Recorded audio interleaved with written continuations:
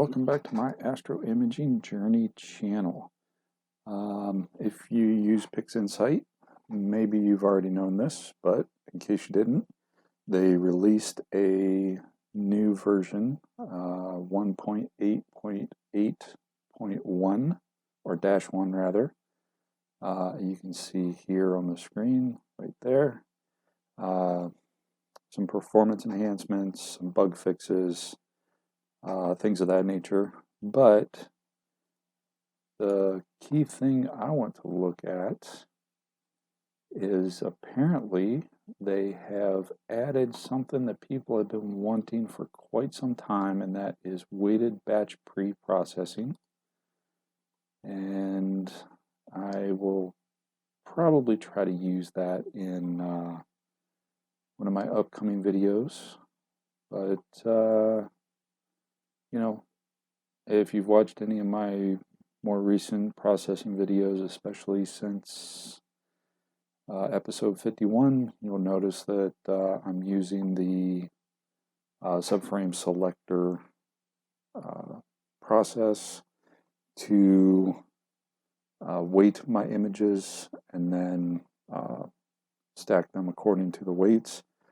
Apparently that's now built into the pre-processing script. And I'm going to be curious because I do have one target that the best frame is off-center. The target is off-center. So I usually go in, if you looked at my Crescent Nebula video, which should be upcoming here shortly, then you'll notice that I go through and I try to find one where the target, in that particular case, the Crescent Nebula, is centered in the frame, and then I use that as my reference frame, but it's the best weighted frame that is centered. It's not the best weighted frame. So I'm going to be curious to see how the batch pre-processing script deals with that. Will it just take the best weighted and use that one as the reference frame, or do we get to pick and choose which frame we want? We'll find out in an upcoming video. I'll run through that and see how that works. And the other thing is, let's go to image integration. Now you'll notice I have been using linear fit clipping for all of my data sets because I have more than 20 images. So every reference up to this point has said if you have, more than 20 images or more than 15 images, whatever the source might say, then use linear fit clipping. Well, with this release, we now have a new option: generalized, extreme, studentized, deviate, maybe, ESD test. So if we hover over, and you'll see it's right in the middle, and this is where we have data sets larger than 25 images. And now linear fit is recommended for 15 data sets around 15 images. So now we're 15 to 24 is going to be linear fit.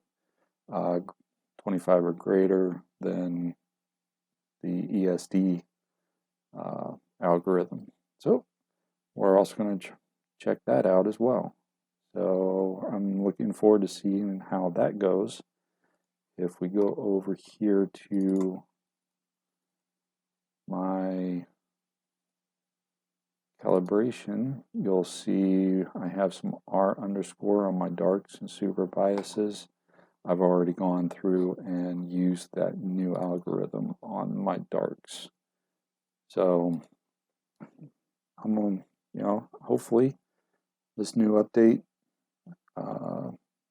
hopefully it helps us process a little bit faster if the performance enhancements are there. And hopefully the new algorithm will give us some better images to work with, and maybe, just maybe, the weighted batch preprocessing script will work a little bit better for us as well. Time will tell. Those will be in upcoming videos where I will test those out. But for now, that's all I want to do. Just a quick update on the latest version of PixInsight 1.8.8-1. So, stick around for the outro. Clear skies. Thanks for watching yet another episode from the Astro Media Journey channel. Really appreciate your viewership. In our upper right, we have the latest video that I have posted prior to this one. Down in the lower right, we have what YouTube thinks you will enjoy. Below is a subscription link.